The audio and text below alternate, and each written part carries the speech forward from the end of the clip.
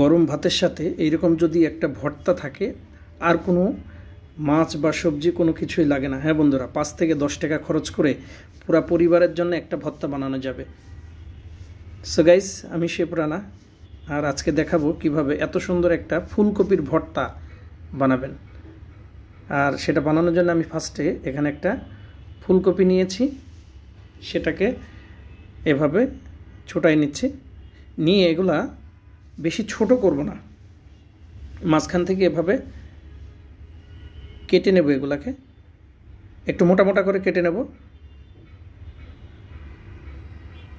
একটু মোটা মোটা করে কেটে নিলাম। কেটে নিয়ে এটাকে একটা ডিশের মধ্যে সরাই নিলাম। তো এর সাথে আমি আরও কিছু মিক্স করে দেব।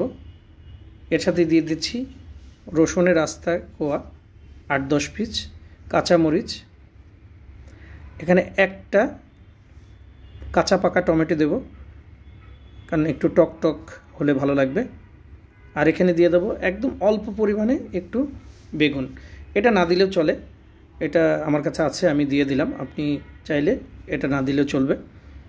আর এটাকে আমি সিদ্ধ করব না, এটা সিদ্ধ করে নিলেও হয়, কিন্তু সিদ্ধ করব না। একটা ননস্টিক ফ্রাই প্যানের মধ্যে আমি দিয়ে দিলাম সরিষার তেল আর অল্প একটু আস্তা কাঁচা জিরা, আর এখানে দিয়ে দেবো একটা পেঁয়াজ।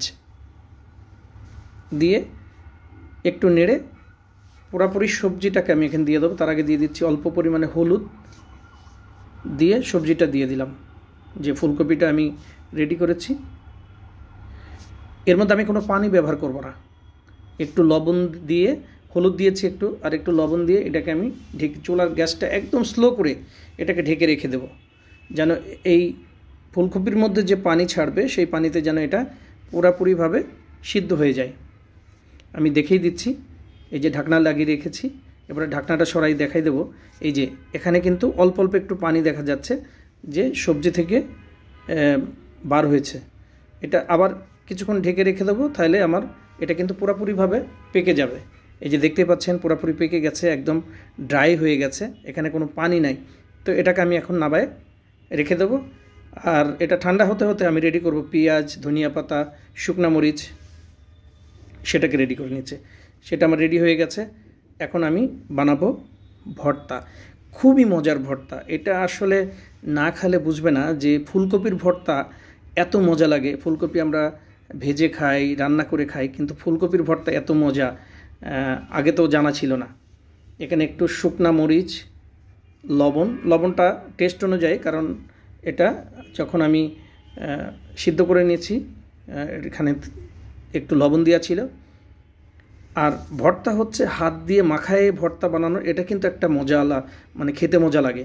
এখানে দিয়ে দিলাম সরিষার তেল, ধনিয়া পাতা দিয়ে ভালো করে এটা হাত দিয়ে মাখায় নেব। এটা ব্লেন্ডারে ভর্তা বানালে একটা একদম ম্যাশ হয়ে যায়, আর হাতে বানালে একটু দানা দানা থাকে, সেটা খেতে অনেক ভালো লাগে। এটা ভালোভাবে এটা এখন আমি মাখাই নিচ্ছি পুরো মশলাটা। একটু দিয়ে দেবো লেবুর রস, হালকা একটু টক লাগলে আর একটু ভালো লাগবে খেতে। বুঝতে পাচ্ছেন, বানিয়ে দিয়ে ফেললাম ফুলকপির খুবই মজাদার একটি ভর্তা। সো গাইস, আমার ভিডিওটা যদি ভালো লাগে অবশ্যই কমেন্টসে জানাবেন, একটি লাইক ও শেয়ার করে দেবেন। আর নতুন নতুন এভাবে খাবারের ভিডিও পেতে আমার চ্যানেলটা সাবস্ক্রাইব করে আমার চ্যানেলের সাথেই থাকবেন। ধন্যবাদ সবাইকে।